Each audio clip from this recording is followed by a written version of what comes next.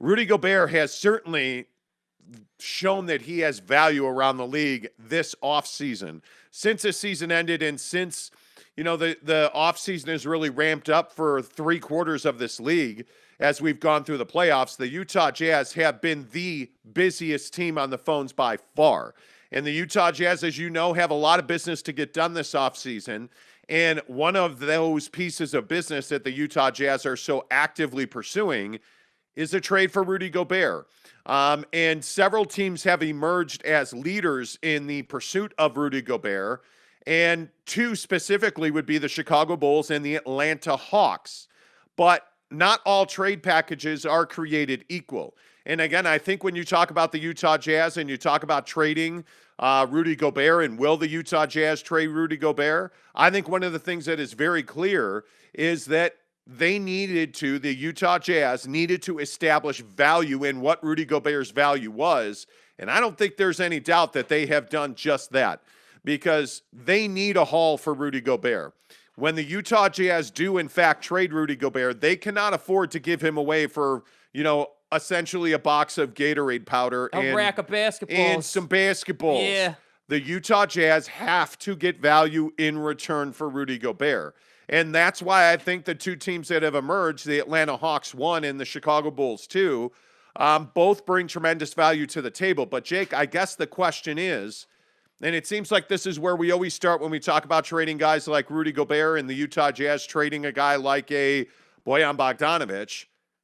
What is value? How much are you expecting to get in return for Rudy Gobert? Well, here's the thing with Rudy Gobert's value. Like when you're the Jazz and you're in this situation, like everybody in the league knows, like the Atlanta Hawks know, the Chicago Bulls know, the Toronto Raptors know that the Utah Jazz have to move Rudy Gobert to get going in their process. We've talked about this a lot, that Rudy Gobert is kind of the linchpin to getting to the next generation, to getting into the building process of this new core of what's going to be this Jazz team. And so when we start to talk about, well, how do you establish Rudy Gobert's value? How do you sort of define and kind of bring that to the table and justify asking for, an all-star level player and a first-round pick and maybe, a third-round pick or something, putting that trade package together. For the Utah Jazz, I think it's a struggle, honestly. Like, I think it's a struggle on some level. Like, yes, you can definitively say that Rudy Gobert is an all-star. Yes, you can definitively say, no doubt about it, that Rudy Gobert is a 3-time Defensive Player of the Year and likely has a +5 win. Will add 5 wins to your team just on his own, depending on the setup. So when we talk about value, if we're looking at the Bulls, Rudy Gobert has tremendous value to the Bulls because if the Bulls and the Utah Jazz can come together on a deal where Rudy is the centerpiece of their defense and not much changes in the Bulls starting 5, well, that's obviously going to be really attractive to the Bulls. The problem is what are the Bulls willing to give up to get Rudy Gobert? Because the Jazz want that all-star level player. They want that. And frankly, I think it's a fair ask. Rudy is an all-star. Rudy is a 3-time Defensive Player of the Year.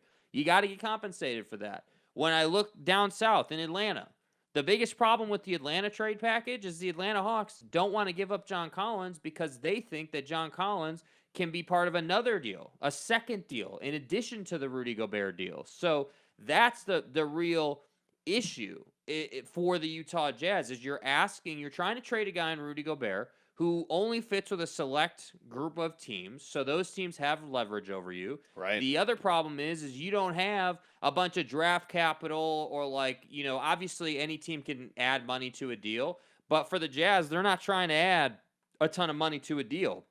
They're trying to go the other way. They're trying to get out of luxury tax land. They're trying to get below the cap, and that's part of why trading Rudy Gobert is such a big deal. So then you can go and do these other things. And we've also heard from Danny Ainge repeatedly, whether it was at the press conference for Quinn, whether it was in this interview that we played for you guys yesterday, we know that Danny Ainge is not prioritizing, or maybe it's not right to say he's not prioritizing the draft, but the draft is definitely not number one on Danny Ainge's list as far as this summer goes for the Utah Jazz. So my point just is in trading Rudy and establishing his value, it is super situational, and really for the Utah Jazz, it's very much based on what the other team thinks of Rudy and how Rudy will fit in. So again, I will still maintain that I think the best trade package right now that's on the table is the conversation with the Chicago Bulls in that deal. But I really like the prospect of, DeAndre Hunter and John Collins. I just don't think Atlanta's going to give up John Collins, and that's the issue. Well, and I think one of the other things that you have to remember here is that money is an issue. And that I think you are going to have to figure out in a situation with Clint Capella, you're going to have to figure out how to make the money work. Because it is not just a Clint Capella. And I agree with you 100%. DeAndre Hunter has to be the starting point for a trade. Mm-hmm. Like he must be involved in any deal that you do with Atlanta because he is exactly what you need on your perimeter. He is a significant upgrade in defense and athleticism, and he is a nice young player, right? So he has to be, in my opinion, the starting spot.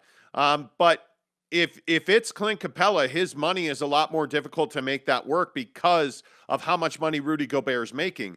But just on a value proposition, player for player, I don't think Clint Capella brings you very much value in return. I truly do not. I think Clint Capella is that big lumbering center that is going to rebound and block a shot or two a game, but he's not a guy that you can throw the ball to in the post and say, hey, get me a basket. And I think that's exactly where you are right now. I think if you move Clint Capella to the Utah Jazz in that deal, you now have to bring in a third team to create more value for the Jazz.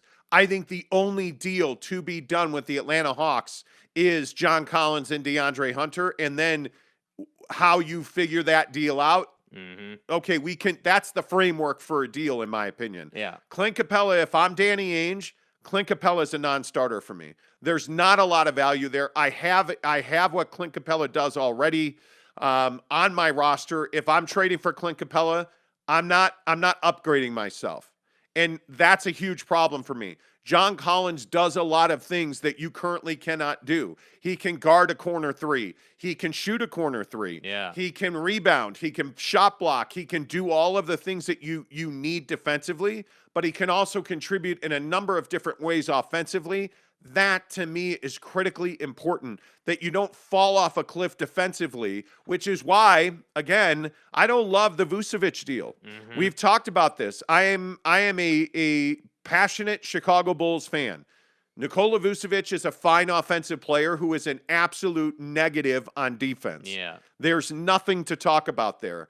And I understand that he rebounds well. He gives you 10 rebounds a game. He's going to give you a block a game. But he's a guy that defensively cannot stop guys. He doesn't bang. He is not physical. He is not tough. He is a net negative defensively. That's a huge problem. And again, remember the edict of this team.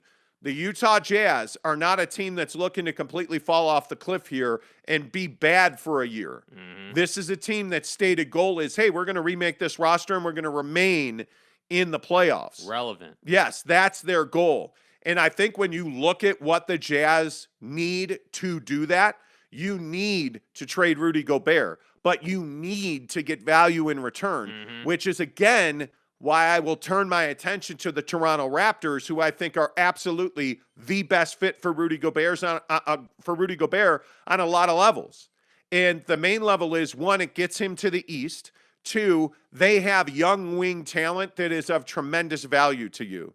They have, in my opinion, OG Anunoby is a really good fit for what the Jazz lack. I think he checks a lot of boxes. He's an upgrade in a lot of areas for the Utah Jazz. So to me, that's the most attractive deal. If you're not going to get John Collins and you're not going to get DeAndre Hunter, there's nothing to talk about in Atlanta. Nothing. And you know what? One of the teams that also has been talked about heavily with the Utah Jazz, as far as Rudy Gobert goes, I just don't think the Cleveland Cavaliers are an option either, because if you're the Utah Jazz, are you really taking a guy like Kevin Love? Are you really taking a problem off of that Cleveland roster? Because I think that's what you would have to do. So I was asked a lot yesterday about the Cleveland Cavaliers, and I just don't see what sense that makes for them or for the Utah Jazz. Yeah, I'd have to have Evan Mobley. Yeah, you would have to, and they're not going to do that. Yeah. They're not. Why would Cleveland do that? Yeah, I mean, I think, and this is kind of where I think it's really fascinating when we talk about, like, it's always intriguing and fascinating to me to really think about, okay, in reality, how do these trades play out? If you really, put yourself in Danny Ainge's shoes. Danny Ainge is sitting at his desk, looking at a trade board, looking at game tape, evaluating players, and using the phone. That's how this works. So, Are you sure? If you're Danny Ainge, and you're making these calls, you better be a good salesman, because in order for you, again, I can't stress this enough. The Jazz are not in a position to be dictating to these teams. And that's not a great place to be when you're trying to trade a $41 million a year contract, right? And you're trying to trade a big man. So that's my point. You don't have leverage as far as assets are concerned. You do not have leverage as far as your player is concerned. Yes, he's a 3-time defensive player of the year. Yes, he's an all-star. But we can all agree he's not a dynamic wing scorer, right? He's not a must-have guy in the league to win a championship. So you don't have that on your side either. So to me, if I'm Danny Ainge and I'm making these calls, I'm just rolling out in the conversation, and I'm kind of being cold-blooded about it. I'm going to say, hey, we've got Rudy Gobert. We'd like to do this deal with you. Where do you come down on this? This is what we're asking you for. Yay or nay?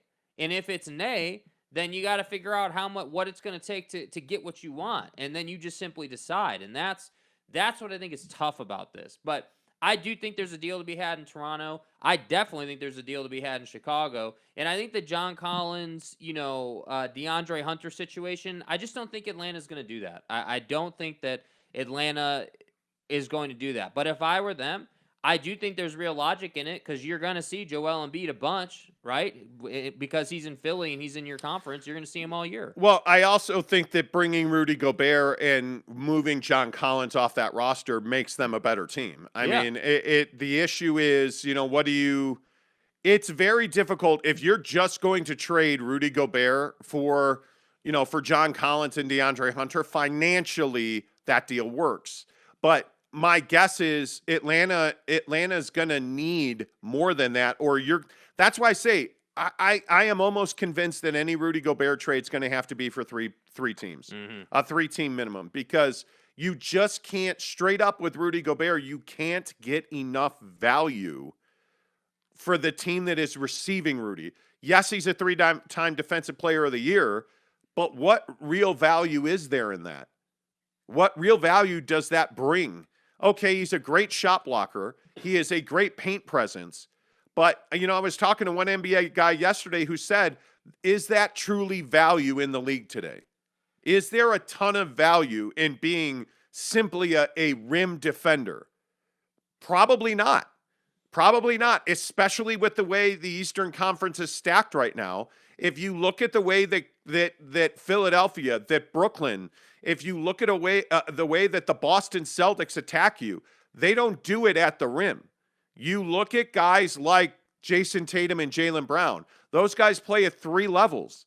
You look at Philadelphia with James Harden and Joel Embiid. One of the reasons that Joel Embiid creates such a problem for Rudy Gobert is because Joel Embiid plays at 3 levels. He's got an elbow jumper, a 3-point shot, and he certainly can dunk on you. Yeah. And Rudy Gobert is not a defensive issue for Joel Embiid on the other end of the floor, because Rudy Gobert is simply a screen setter. He's a screen and roll guy. Yeah. And so to me, there's not a lot of value in just Rudy Gobert's defense alone. Yeah. Rudy's going to have to come with other assets. He's going to have to come with likely draft capital. So if Atlanta acquires Rudy Gobert, remember that Atlanta is very close to the tax threshold. Don't forget that, because they got guys that are making money. One of the reasons they need to trade John Collins and Clint Capella is both those guys are, I think Clint's an $18 million guy and John Collins is a $20 million guy. So they're very similar to the Utah Jazz here, is that they're a little bit landlocked with their bigs. And, oh my goodness, what is Atlanta trying to do? They're trying to move their bigs, because I think people understand that this league has evolved away from the true dominant center. Yeah. Which, again, is why I don't understand why they ever acquired Clint Capella in the first place. But that's just me. I mean, my guess is Rudy Gobert still ends up in Toronto. I think Toronto makes the most sense. Like if you just put A plus B equals, F, Yeah. in these situations. You look at what Toronto can offer, and you look at their young players. And again, I think Gary Trent Jr. and Anunoby are two guys that you would love to have on the Utah Jazz roster. And again, if I was Danny Ainge, I would be saying we got to have those two guys. Like those are two guys that we really value and we really want. And I'm sure that Toronto is going to want to include Siakam in any deal they do this offseason. Oh, certainly. So I think that deal would be. I don't think that they would have issue with moving Anunoby or Trent. I don't think that they would. I mean, Gary Trent was hurt a lot last year and didn't really contribute for them at a really high level. So Anunoby, on the other hand, is valuable to them. But again, you're trading an all-star, a 3-time Defensive Player of the Year guy. Like, he's got accolades, he's got things that you can hang your hat on. And so, to me, again, if I'm the Jazz, what I'm looking for, and I think this is really the crux of the conversation, whether it's a Rudy trade or a Bogdanovich trade, the crux of the conversation is the Jazz need perimeter defense. And so any of these deals, that's what I'd be prioritizing. Yeah. Perimeter defense. And hopefully those guys you get can shoot the three a little bit. It's hard to find guys who can shoot it at the rate that the best guys in the league can. I mean, even at the rate that Bogut can, even though he struggled late in the year. But the point is that any successful team, and you're seeing it in the NBA Finals, which we're going to get to here in a minute, but like you're seeing it. These two teams play really high levels of defense, and they can ratchet up the defense when they need to or when they want to. And the Jazz don't have that ability, and that's why I think they need to prioritize perimeter defense in any Rudy deal they do. Well, look, I think if you can get a guy like OG Anunoby that can shoot the three fairly well, and if you can get a guy like Gary Trent Jr. that is a defensive stud, I think you would do that. And I think that you're in a position where, you want also guys that you can flip in other deals or you can move, like that give you some flexibility. Mm-hmm. Trading a guy like Gary Trent Jr. is not difficult. Trading a guy like OG Anunoby is not difficult. They are desired assets around the league, which is, again, why I still maintain like a guy like Nickeil Alexander-Walker is a guy that you top off a trade with. He is not special. He is not unique. He has not shown you to be a guy that's got some tremendous upside that you can't live without. I think you have to look at the Trent Forrest of the world. You have to look at the NAWs of the world. You have to look at guys that you can put into deals to make those trades more attractive. Yeah. And I think when you look at Trent Forrest, I think you know who Trent Forrest is. Now, having said that, I would love to see the Jazz keep Trent Forrest one more year and try and develop that three-point shot, because his three-point technique is ugly right now. He has got to become a better shooter who is more confident, because if Trent can shoot it, you can tune him up defensively, but you cannot make Trent Forrest believe that he can shoot jumpers. Yeah. You can't. And his jump shot technique, his mechanics, his form are terrible.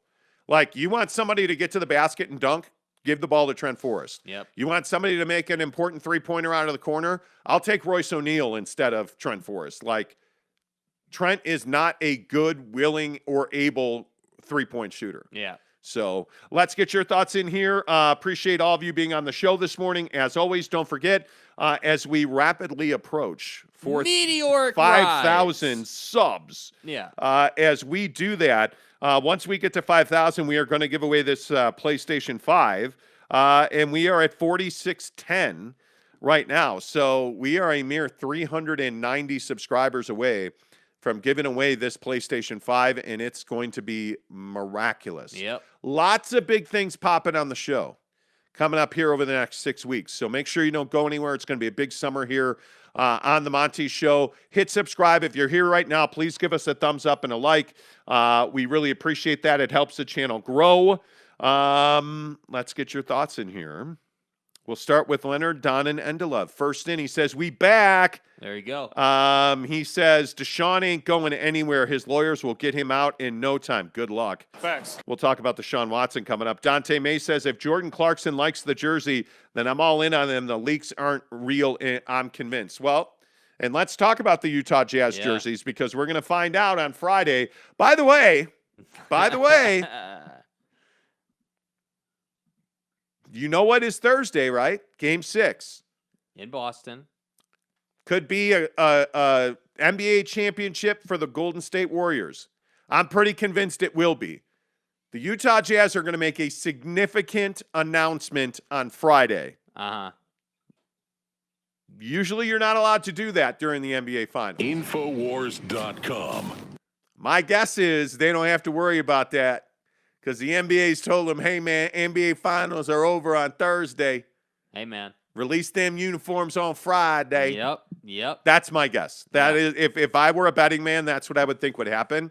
I have tried, and I have used tow trucks and forklifts and blow torches and all kinds of material to try and drag information out of my Jazz sources on these uniforms. Uh-huh. All my Jazz sources will tell me are, wait, you're gonna love them. It is if I say it is. You're gonna love them. Yeah, we'll see. It is, and from what I understand, the leaked images are part of their uniform package, but they have some heat. They have some retro vibing, throwback. They better. Heat. They better. I mean, yep. Dude, you can't roll out with just new modern uniforms that have absolutely no connection to the Utah Jazz without a heritage uniform. And you want to know how seriously they're taking the Utah Jazz are taking this uniform rollout? The folks I talked to over at the Jazz have said, I cannot tell you this, Monty, because we have been told if this leaks, people will lose their jobs. And I'm telling you right now, the Jazz are doing everything they can do to keep this uniform under wraps. Yeah, man. And as I said yesterday, it has been explained to me that they put out a little test balloon and they adjusted off of the reaction of those leaked images. And this is what we said when those images first came out. Yeah. You don't accidentally leak out images of a uniform. Yeah. So schemers trying to control their little world. It's not the ones you saw at TJ Maxx. It's like those ones that were on the rack or at the store. Those are not. No, those are not the ones. Come on. It's the white one with just the gold. It's the black uniform with the gold. Like, terrible. Come on, man. Terrible. Come on, man. Those are going to be their alternates, from what I understand. That's going to not be their full-time jersey, but their jersey that they're going to release on Friday. We'll see. We'll see. But you're saying that because they're doing this on Friday, you feel pretty good the NBA Finals are over on Thursday. I'd bet the house on the Golden State Warriors in Game 6, which, by the way, I predicted Finals in 6. I know everything, and I tell you how much I know and how smart I am. And right. I wear a size 15 shoe. Right. Just ask your mom. Right. I might be a casual. Just ask your mom. Just ask your mom. Wow. Why don't you turn your drops up a little bit, man? They are turned up. Come on, let's go. I can't turn it up anymore. What do you want me to do? I am not a casual. Yes, you are. Damn it. No, I'm not. Anyway, I'm excited about the jersey release on Friday. Yeah. I think it is a significant moment. They better be good. They need to be good. It needs to be a win. It needs to be good. It needs to be something that everyone's excited about. We need to be able to buy them on the team shop store or whatever, like the next day, so then we can, do a whole jersey review. Like it's gotta be good, man. It's gotta be very good. So we'll see. Tanner Plummer says, guys, good morning. Hey guys. I'm here. Hey guys. Hi. Hey guys. Jesus Christ destroys atheism. Definitely Rudy for Atlanta, DeAndre Hunter, Capella, and Collins. That's not you can't do all three. God bless. Money doesn't work, man. Money does not work. Atlanta, and by the way, again, why would you want Clint Capella on this roster? You wouldn't. I just don't see any value in it. I really don't. Capella and Collins, possibly with 2 first picks included too. They're not doing that, bro. I really just don't think they're doing that. Happen maybe throw in Royce too. It doesn't work that way, man. You're not throwing in an 18, or isn't Royce? You're not throwing in a starter in the league. That just is. It's not. I don't know. What is Royce making? Hold on. Now we got to look it up. Good God. Royce O'Neal's making $8.8 million a year. You're not just throwing in for 2 teams that are tight on the cap. $8.8 million isn't just a throw in. You guys have to understand as well, and this is why I don't respond to any trade rumors or you're not just throwing in 2 first round. So let me get this right. You're going to pay Rudy Gobert $41 million on average, and you're going to throw in 2 first round picks, and you're going to give up DeAndre Hunter. Why would you do that? What sense does that make for a very limited offensive player? Yeah. I just that doesn't make a lot of sense. And that's why the Toronto deal makes a heck of a lot more sense. They need that defensive presence. And they have guys like Birch that they can send back in return in Toronto. Yeah. You know, like if you look at the way their roster is structured, guys like, you know, you can see them hanging on to Van Vliet and Pascal Siakam. You can see that, right? Because they have depth and other assets that they can send in return. But if you look at the guys on that roster that you would want, they're not giving up Scotty Barnes. They're not. He's one of the best young players in the NBA. Yeah. Why would you do that? OG Anunoby, Gary Trent, you know, Birch is a guy like Kem Birch is a guy that you could absolutely see them putting in a deal like that. But there's not a whole lot of value in Atlanta versus Toronto. I think Toronto has far more to offer you as far as wins and talent that fit into the system that you want to be. So I don't know. I'd just be very careful just throwing out first round picks, right? Like that doesn't make a lot of sense. Let's see. Zach Boren says, you guys see Montrezl Harrell got a felony drug charge? Yeah, he had a bunch of weed in his car. And you know, Trez is a guy that's always enjoyed his gardening skills. His gardening skills. You know, he is a big lettuce guy. I don't know that this really goes anywhere. I believe it was under 5 pounds, which avoids a felony in a plea deal. Yeah, I think here's the issue. The issue is that Montrezl Harrell is not a must-have guy. Montrezl Harrell is not someone who has the ability in the league to say, hey, yeah, I'm a multi-time all-star and I can do this and I can do that. Like he is a come off the bench bulldog guy that is nice to have but not necessary. So when things like this happen, I just always say, how do you mess it up, man? How do you allow yourself to get in these positions? He had 3 pounds of weed in a 2020 Honda Pilot. He was pulled over in Kentucky at 10 a.m. on May 12th, so we're over a month ago, driving a 2020 Honda Pilot rental. He was pulled over on a traffic stop for following too close to the car in front of him. He admitted that he had a small amount of weed, which he then pulled from his sweatpants. But cops searched the vehicle. They claimed to have found a backpack filled with 3 pounds of weed in vacuum sealed bags. Yeah. You know, I don't know. Nobody pleads guilty to stuff like this. If he pled guilty, it's a Class D felony. He is a first-time offender and would be facing 5 years in jail. He's not pleading guilty to this. He is likely to plead out. The problem for him is he would be in demand. He is a free agent and he would be in demand. And so this probably puts a little bit of a damper on that. But here's the thing. Yes, he would be in demand, but not in demand enough where people are going to overlook this. I mean, there's going to be questions. Yeah, this was not his smartest move when you're trying to get his aid. Jeremy Bolton says, sup. Ryan Buckley says, morning. Leonard Don and Endelov says, Chicago ain't the best trade suitor. Why give up Gobert for Nikola? Atlanta seems reasonable, but I understand your opinion. Chicago can offer you other things. And again, if you're looking for real value, it's Toronto. That's just my opinion.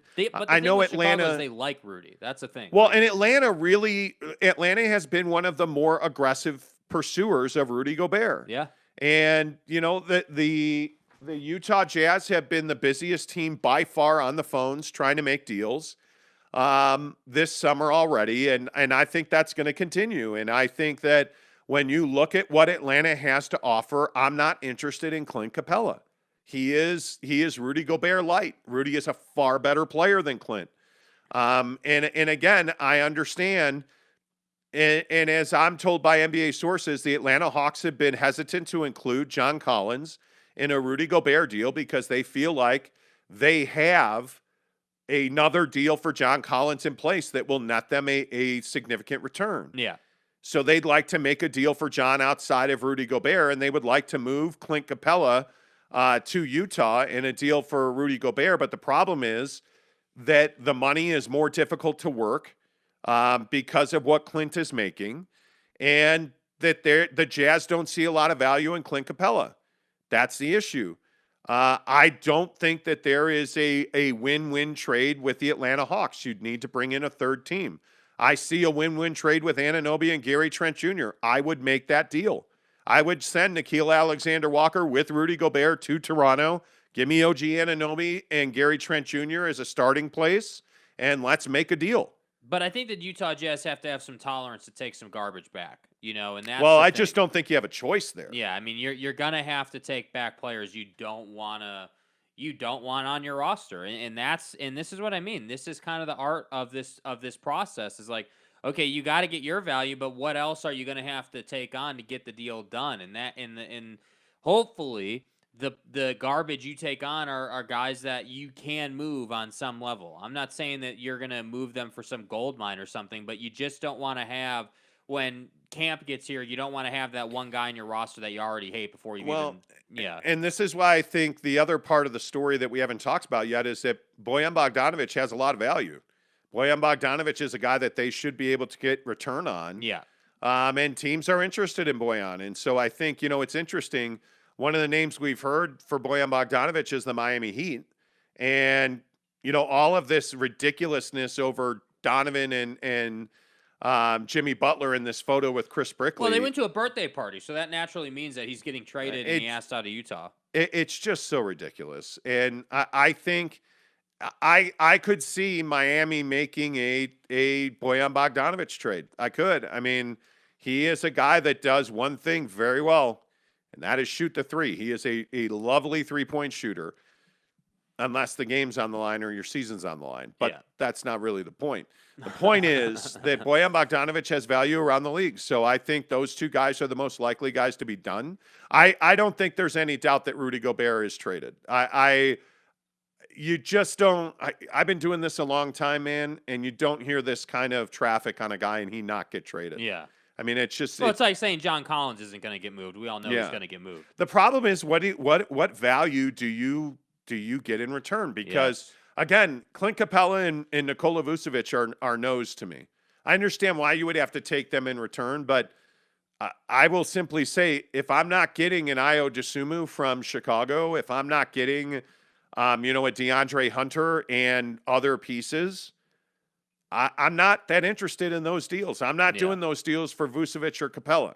I'm doing those deals for wing talent, which is, again, what leads me back to Toronto, not to be redundant. Toronto. Jesus Destroys Atheism says, I can understand what Jake is saying, but I have a feeling that Danny Ainge will be able to make that magic with Atlanta if they offer better players, especially defensively. But they don't. They don't. Like, how does Atlanta compete, even on a baseline level? Clint Capella and DeAndre Hunter as a starting point. Yeah. Gary Trent and OG Anunoby as a starting point. That's not even an argument. You're bringing a knife to a gunfight, bro. Like, that is. But this is my point. This is what concerns me about the process of trading Rudy Gobert for the Utah Jazz. Like, you're not in a position to dictate to these teams. That's the problem. You're not. Like, any good negotiator, anybody who's good at working deals understands that leverage is king. And I think that the Jazz are leveraged. There's no doubt about that. And so, I agree. Like, I think they can get some nice defensive wing talent out of this summer. No doubt about it.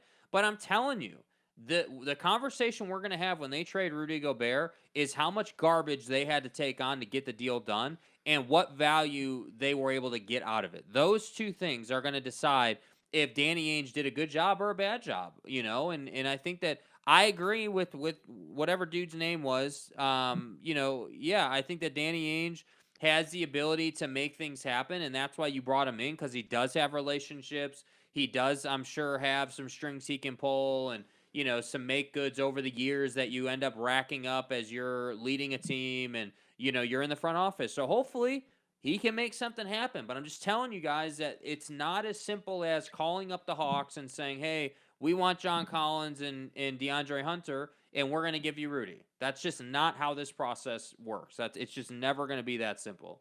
Yeah, and I think the other thing that's so interesting is that you talk about leverage, and I think that's exactly right. I mean, we are in a business in the NBA where value is less tangible and more perceived. Yes. And it is what you believe you can do, because we talk about this all the time, that there are teams that believe that they can, they can take your trash and make it their treasure. Like, okay, great.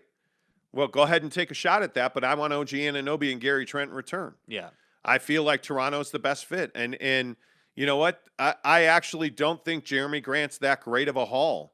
One of the teams that we've heard a lot about is Detroit wanting to trade Jeremy Grant, and I don't think that's a great fit. I don't think that there's a deal to be made with, another active team we've heard a lot about is Indiana. I don't think there's a deal to be made with Indiana. I think that the deal that you want to make is young wing defenders. You don't need ball handling guards. Yeah. That's not what you need. Yeah. What you need is athletic 2, 3, 4s who can defend. Combo guys. You need those, because we're in a place in this league where you're not anchored to one position anymore. There's the 1, 2, 3, 4, 5 label on a guy is no more. I mean, you're playing hybrid positions here. So I just think it's one of those things that's going to change. Scott Howard says no Vucevic. Mr. E says, does a package with Indiana involving Malcolm Brogdon make sense? I think he'd be a great fit with Donovan. Look, Malcolm Brogdon would be a great player, but what is if you look at his real value, right? If you look at Malcolm Brogdon, what is it that excites you about him? It's his offense less than his defense. Yeah, and I think Brogdon is a guy that unfortunately is not an alpha. He's somebody who is he's good enough to start in the league, obviously, and he's good enough to be, a role player within your starting 5. But I just, I just keep coming back to this point about the Rudy Gobert situation for the Jazz. You have to get defense. Malcolm Brogdon can definitely play defense, but I also know that he's got on a big money deal. He got that extension, I believe, $21 million. But he also doesn't play a lot of games. That's the other thing that I was looking at. Like, when I look at his career games played numbers, he's a guy that plays 40, 50 games a year. Yeah, it's a problem. He's missing 30 games a year. It's another Mike Conley situation. Yeah, you can't. Why would you do that? Y'all feel me? He's averaging less than a steal a game. Mm-hmm. And he's a guy that gives you 15 points and five assists. I just don't think you're going to do better than Anunoby and Trent. If I'm being honest with you, as far as value for Rudy, you're not going to do much better than that unless you're able to work a deal that nobody's talking about right now for a guy that nobody's talking about right now. Like a deal that hasn't been out there. And if Danny is able to put something together that's just outside of the box and off the radar, okay, that's one thing. But in any of these scenarios, I agree with you. I still think for the Jazz, Toronto brings back the best value. But again, I have to say, I think Chicago would be the most exciting trade suitor as far as what they think of Rudy Gobert and how much value they put on Rudy Gobert. So that's the conundrum. Yeah, I don't know. It is a conundrum. Conundrum's the right word. Big Dog O-Town, what's up with you? He says there could be a possibility they keep Rudy if teams play hardball. I don't think so. I think they don't. It's not even a player profile problem. It's a money problem. Yeah.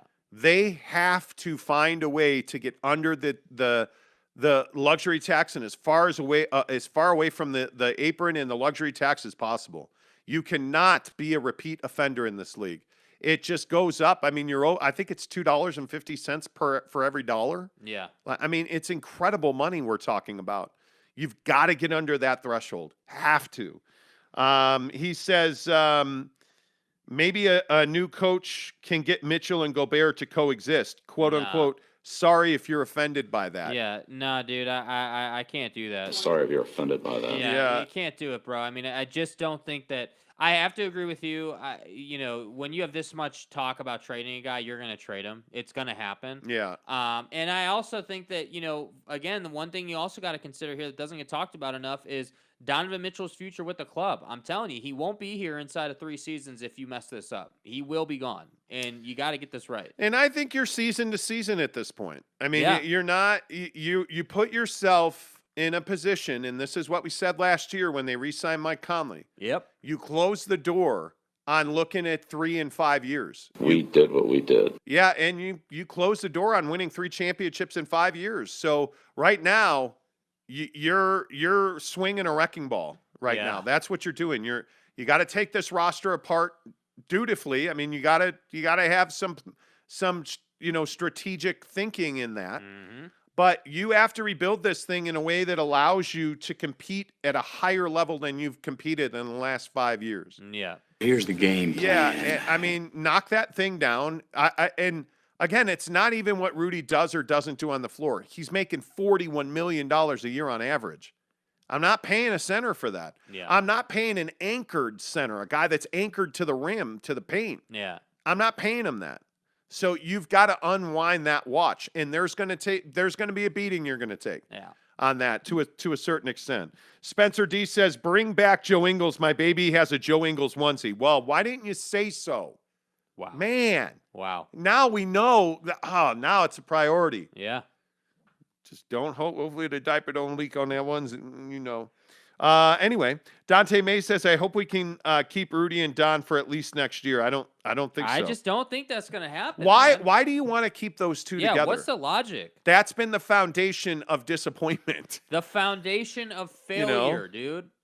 It is what it is. Yeah. Tanner Plummer says, "Hey guys, sadly, for the Jazz, beggars can't be choosers." And hey guys, Hey guys.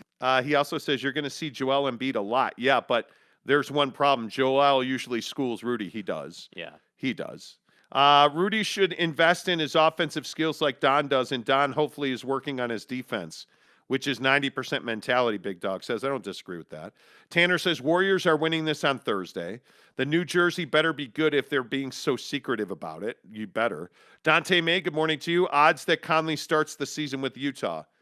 I actually think better than most people do because, I mean, I think Mike has value in that he is a prolific three-point shooter still.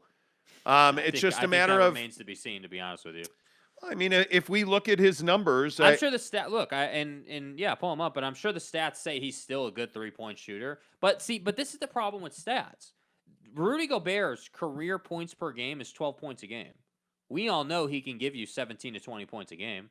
Right now, we all know that. So my point is sure, Mike is probably a 38% 3-point shooter for his career. What's it look like? Well, he shot 40% the last 2 years with the Jazz. Mm-hmm. And what are the attempts? Let's see, 6.6 2 years ago, and this past year 5.8. So down one attempt this season. Yeah. And then I don't know. I just think that it doesn't. Mike Conley didn't pass the eye test for me this past season. Again, this I think goes back to the issue of what are you asking him to do? I mean, if you're asking him to be an on-the-ball point guard that plays 40 minutes a night, okay, well, no. If you're asking him, if Mike Conley's a guy that you have on the roster, he's a 20-minute-a-night guy. I mean, he played 72 games this year, playing 28 minutes. If you can get him, if you can shave 5 minutes off of that, hopefully his 2-point field goal percentage goes up. Yeah, he's got to have that. That's an issue. You would hope. I mean, he's only shooting 46%. Yeah. From 2. That's an issue. Yeah, which is not great. Yeah. His effective field goal percentage is .542. Like you would like to see him get his assist numbers back up in the 6 area. Like if you're going to keep him, I would trade him. The 3 guys I would trade absolutely are Rudy Gobert, Bojan Bogdanovic, and Mike Conley. Yeah. And I would do everything I can do to move Royce O'Neal. Yeah. And I would upgrade those positions. I mean, Royce O'Neal is not a starter in the NBA. Sorry to tell you that. But it's Buckets O'Neal. Come on. But if he's starting on your team, you're not winning a championship. I mean, it's very difficult to come to terms with that. And, anyway.